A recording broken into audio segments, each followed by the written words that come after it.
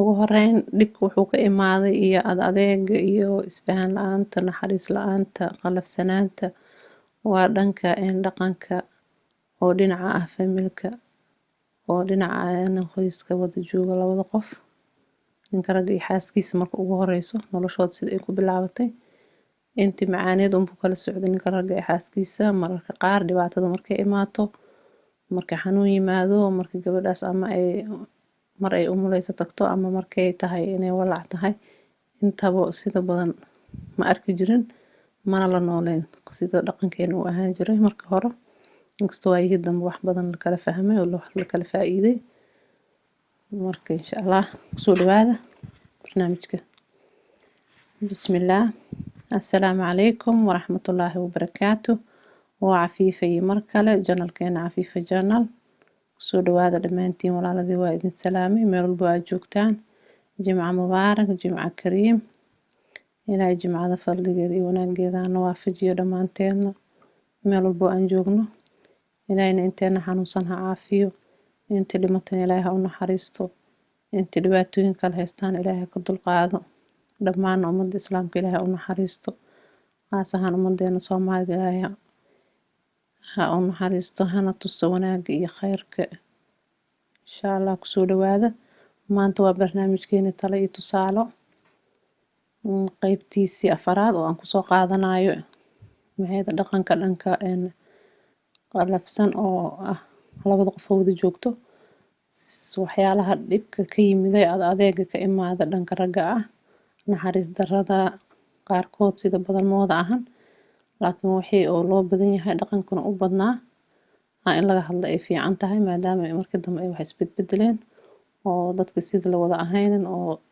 in naxariista ilaahay ku beeray oo tusay ay badan yihiin intii weli adag ku jiro oo adeega qabana in ayagana ay kasoo dibcaan oo ay dareemaan nolosha insha Allah basa ugu wanaagsan marka qaybtaas aan kusoo qaadanaya maanta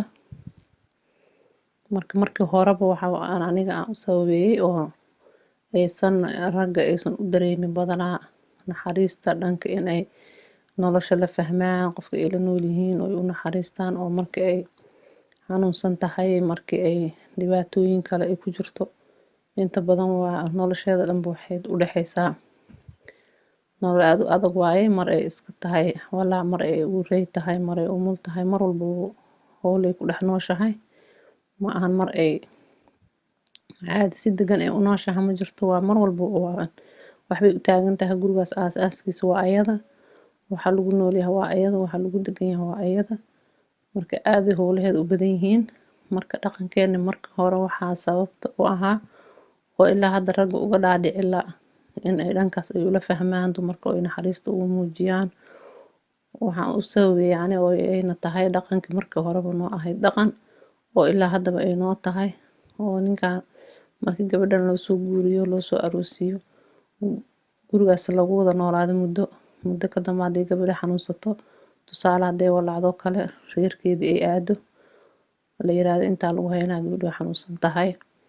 muddo ka dambe hadday ka baxdo xilligii oo ku qaadataba xanuunkaas ay kasoo roonaato inay gurigeeda haddana ku noqoto iyadoo caadi ah oo haddana markay gaarto heerkii umusha haddana reerkii loo kaxeeyo la yiraahdo meeshaanay ku umuleysaa ku umul baxaysaa haddana iyadoo hadhowti umusha kasoo baxday soo caafimaaday cunugeeda yaraa hore usoo qaadatay soo libisatay lasoo habeeyey familka haddana qof arooska haddana ay timid gurigii amaba ay dhacdo in ay guriga joogto oo ay gurigeeda ku umusho oo hadday xanuunsantaa gurigeeda joogto oo ninka raggaa la yiraahdo adigana ka tag gabadha anagaa la joogayno anagaa caawinayno marka ay umushayba ugu badneedba dhaqanka siday ahayd in ama laga soo haayo ninkaas gabadha intay umusha tahay ama guriga lagu haayo asaga laga diro sida badan marka xilligaas dhibaatadii ku sugan tahay xaaladii maba arkayaba asaga waa laga qariyay mar walbo marka naxariis meeshaas kama dhalanin adeeg naxariis darro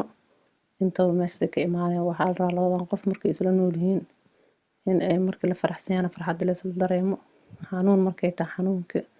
murugada markay tahay murugada wax walba la isla dareemo meeshaasuna jaceylkooda uu kasii kordhaya. nin marka cunugiisiba dhalanayo aan arkin ooba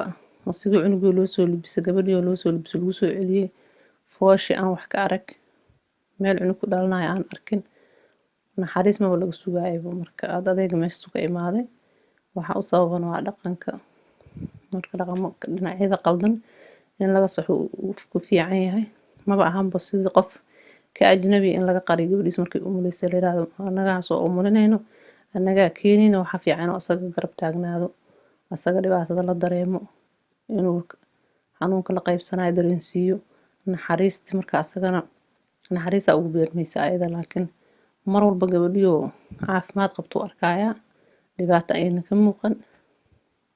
oo xanuunkaas iyo dhibaatooyinkaas familkeeda kusoo ag dhamaysatay ama ha ugu imaadaan inta ama meeshaas. marka waxaa wanaagsan in labadan qof la iskaga dhex baxo haddii la caawinayo caawinta dhinacyo badan ee gashaa laga caawiyo laakiin dhinacan ay ayagu is caawiyaan isu naxariistaan isu naxaan dhibaatada isla qaybsadaan xanuunka isla qaybsadaan wanaagga iyo farxadda isla qaybsadaan oo ayaga la iskaga dhex baxa saasaa wanaagsan. marka dhankaasna way keeni kartaa sida ani aragtidayda aan u arkay. dabcan idinkan inaa ilaa qabtiina dhici karto oo in badan oo isku fikradnaha ay jirto. marka intaasba qofka markuu arko oo gabadhiis intay umusha ahayd oo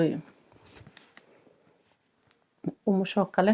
uu caawiyo uu ka caawiyo wax walba oo cuntada u soo sameeyo uu la joogo waa naxariis. ilmihiisi sidoo kale way u baahan tahay intay umusha tahay intay xanuunsan tahay in la caawiyo. tusaale hadda ka hor gabadha waxay tiri Soomaali ka sheekeynaysay hooyadii umushay tiri marka wax cunto noo sameeya la waayay quraacadii oo kale wax noo sameeyaan weynay aabahay darisku u tagay tiri islaan dariskeena ahayd wuxuu dhahay gabadhaan rabaa inaad noo soo dirto ilmaha quraacay wax iigu samayso islaanta umul waaye in la caawiyo. marka maamadu waxay tiri gabadheeda anay hadana u dirsan rabo oo hool ii qabanaysaa aaba guriga ku soo noqday wuxuu iska daba noqdo adigu shaahu markii dambe noo sameeyay maalinta dambe waxay ku tagtay tiraabin oo asaga uu cuntada isku dayo oo wax noo sameeyo. maalinta waxay tiri hooya dhaxda soo xiratay canjeeradii noo dubtay maalinta inta ka dambeysay aabahay asagaaba inuu sameeyo isku dayay tiri. marka soo wax dhib ah ma ahan oo wax qurux badanna ma ahan nin dhan oo soo taagan ciyaalkiisa baahan yihiin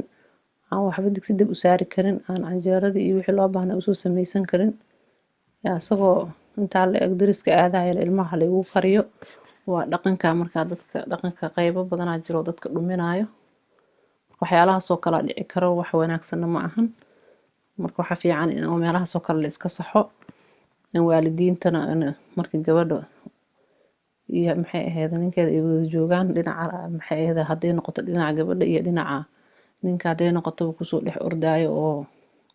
la ordaayo caawinta noocyadaas oo kale waxa fiican inay meelaha looga baahan yahay ka caawiyaan familka meelaha aan looga baahnayn ay dhahaan adunka isgarabsada isna caawiya saasaa wanaagsan si ay dadkan isugu naxariistaan isugu naxaan. aniga fikradeyda insha Allah kulaaleyd qaybta kale oo shanaadna insha Allah waxaan kusoo qaadan doonaa sida maxay ahayd ixtiraamka iyo sida in la isugu naxariisto ay ku wanaagsan tahay waalidka iyo inta kale ama ay dhaleen ama maxay ahayd gabdhaha ama wiilasha wada joogo waalidiintooda inta waa waalidka kulligood ba ixtiraamka guud oo waalidka insha Allah qaybtaas shanaad aan kusoo qaadan doonaa. khayr badan aan idin rajeynayaa. السلام عليكم ورحمة الله وبركاته.